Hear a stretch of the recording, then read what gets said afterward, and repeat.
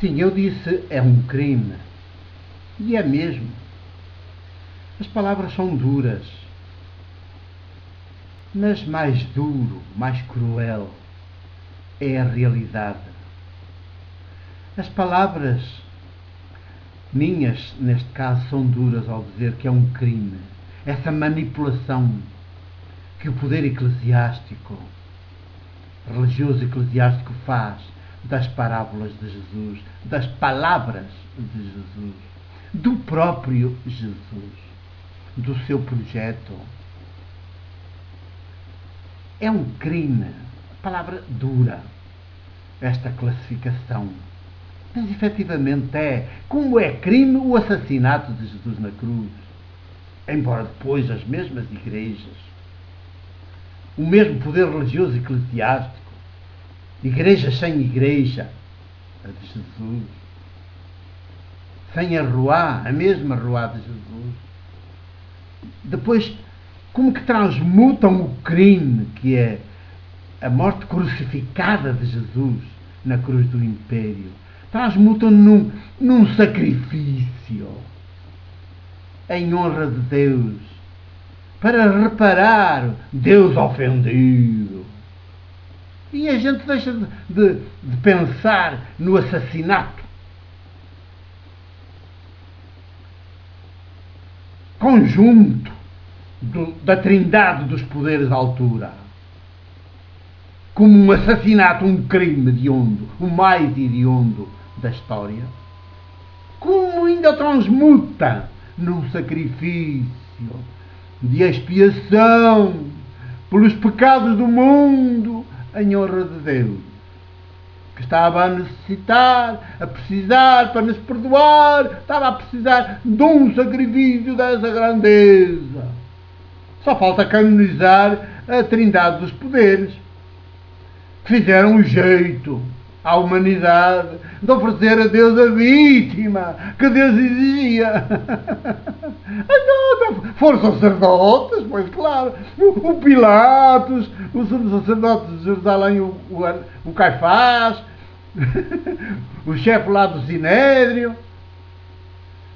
Foram todos sacerdotes que imolaram a Deus a vítima mais desejada por ele, a única que ia reparar finalmente e expiar os pecados de toda a humanidade.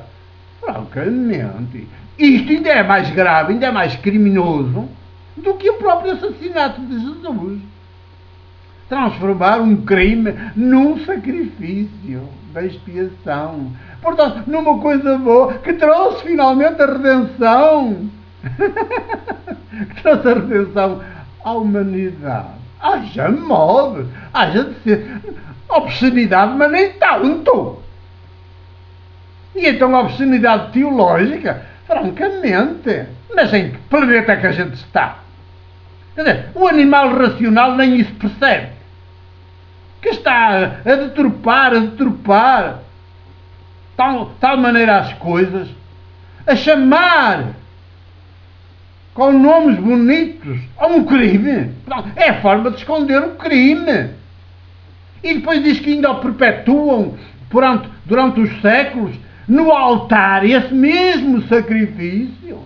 Não é isso que dizem. Não é isso que pretende fazer o ritual chamado missa, através do qual ganham dinheiro o presidente, quem preside é ele, que está a perpetuar esse sacrifício da cruz. Francamente. Então é um crime hediondo e transmutam-no em sacrifício. Deus estava à espera disso, Deus queria isso, Deus precisava disso para ser nosso amigo, finalmente. Haja modos, mas vem a manipulação, vem a linguagem manipuladora, vem como se branqueia a história. E depois, o que é que fica de Jesus? Um boneco. Fica de Jesus um boneco.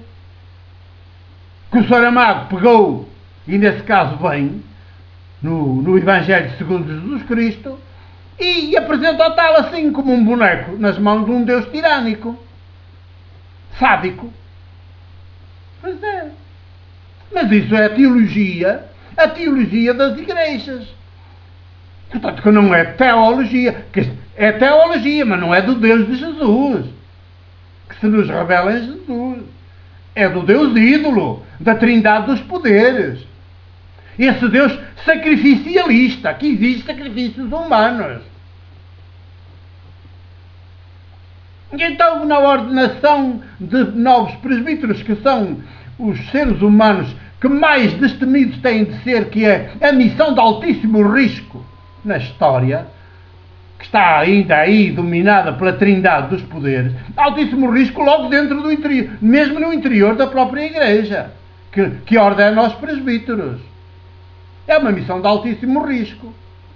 E então, na própria ordenação, tem o arrojo, o atrevimento, o descaramento. Tem-se o arrojo, o atrevimento, o descaramento de tomar esta parábola e apresentá-la, fazer dela leitura, proclamação, e a partir dela fazer um discurso, a convidar os presbíteros logo mudados em sacerdotes.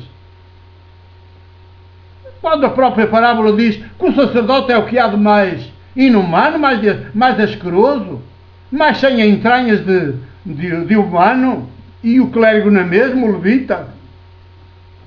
E que o tal que era excluído, excomungado, é que é o modelo, é que é o paradigma do humano. Então, nessa celebração, ela devia ter sido logo interrompida e dizer: novos ordenandos, vocês têm que ser o contrário do que aqui se diz. Portanto, não sejam nada sacerdotes, não sejam nada clérigos, sejam presbíteros. Sejam seres, homens de maior idade, e vivam como homens de maior idade. Com responsabilidade, certamente, porque a maioridade traz responsabilidade. Decorre da liberdade e da maioridade. Chega-se à maioridade pela liberdade. E liberdade mais maioridade dá certamente ser responsáveis, pois dá. Humanos, plenamente humanos, e responsáveis, pois dá. Não dá animais racionais, que usam depois o racional para ver como é que vão meter a enganar os outros. E entrar-lhes no bolso, pelo bolso dentro. E não leva a mentir, não leva a fazer encenações, leva a ser transparente, a dizer a verdade. E amai a verdade, praticai a verdade, lá diz Jesus. E a verdade vos fará livres. E quem faz livres, faz humanos. Assim é que é. Pois bem, então pronto, deixamos, depois desta parte, deste parênteses, a completar as conversas anteriores sobre aquela parábola primeira de Lucas, que aqui já refletimos e conversamos. Agora vais com esta chega forte. Forte, mas é uma fortaleza de ternura, é uma força de ternura, é uma força maiútica. Não é uma força de má vontade, não.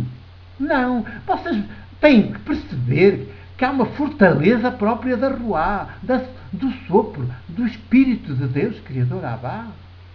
Há uma fortaleza própria. Não é que essa fortaleza é a antípoda do poder. É verdade, é a antípoda do poder. Porque o poder esmaga. Esta fortaleza maiútica faz soltar, faz libertar de dentro para fora.